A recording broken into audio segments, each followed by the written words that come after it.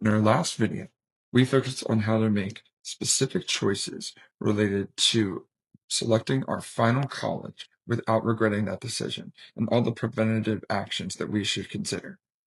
Today, we're going to do something sort of similar, but in this sense, we're going to focus on broader ideas as a student navigates all the noise from the outside influencers that we had previously referred to in the last video. Make sure you go ahead and take a look at that. But the first one is going to be the general one. The biggest idea are working with is the student's overall decision. A lot of times the pressure in the college decision-making process comes from people who don't live with the outcome ultimately. Yes, they're going to help you consider financials, different characteristics about yourself, incorporate your personality and your academic interests and how that all fits and aligns, but they are not ultimately living that experience. So when having these conversations about what colleges might be right for you, it's really important that everything is a student central focused decision.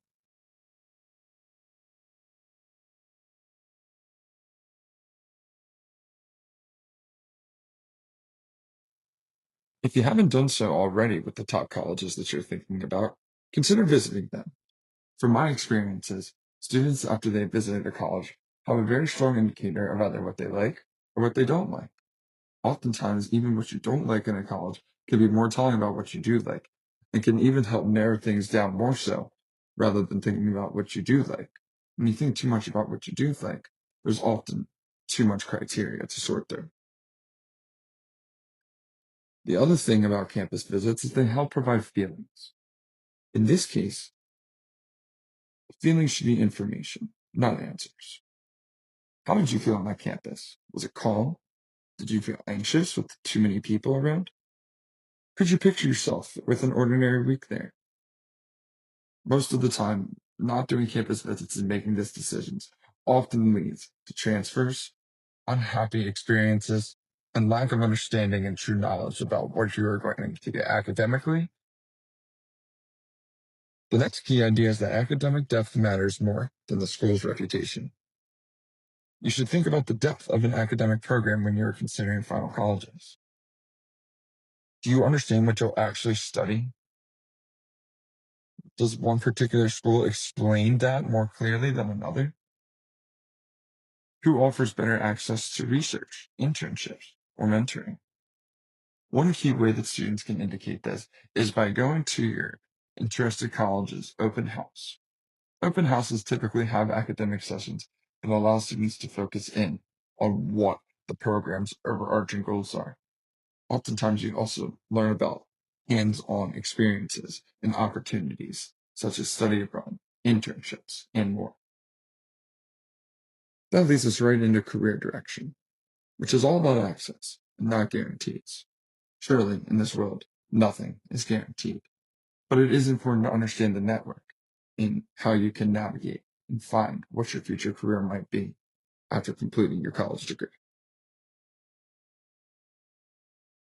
Colleges don't guarantee outcomes. They guarantee access into internships, networks to alumni, and geographic pipelines. Individuals that might be working at nearby big organizations or gateways to big cities and large companies.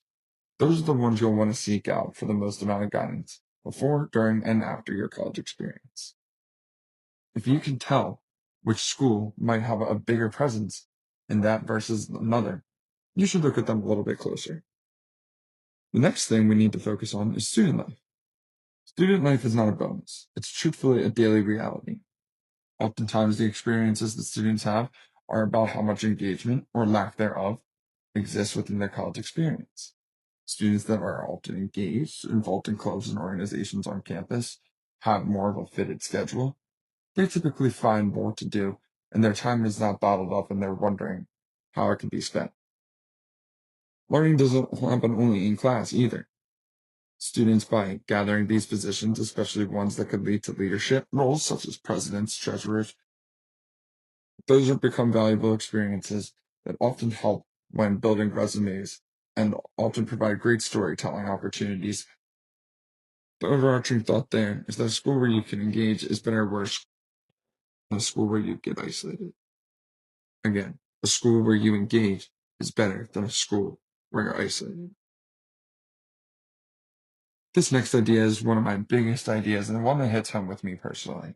Do not go to a school that just all of your high school friends are going to. I remember all friends circling in on one particular school while I was in high school. And yeah, I applied to that school and I got accepted, but ultimately I realized that it had no suitability for me. It wasn't the neighborhood that I was looking for, there weren't the academic programs that I was hoping for, and the campus was a bit too big for me to navigate. It's really important that you consider this and often choose a different pathway. Sure, it might not hurt to have one or two friends. That even helped with myself throughout the college that I ultimately decided to go to. But don't make it a friend-centric decision. High school friendships change all the time, and that is one thing that college will teach you overall.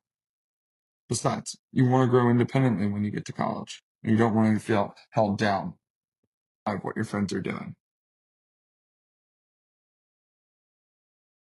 Then, last but not least, the final thing that people don't consider as much, that is often overlooked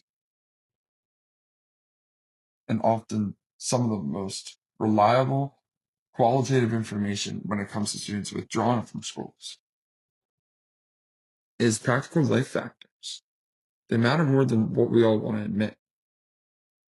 Considering things like distance from home, transportation costs, and activities around the local area will all really be impactful when considering about making a final decision on your future school. Distance will affect stress and independence.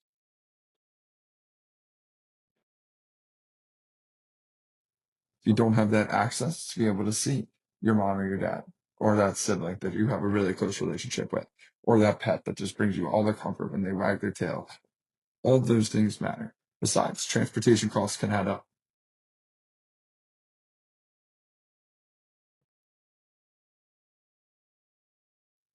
Thank you so much for tuning in.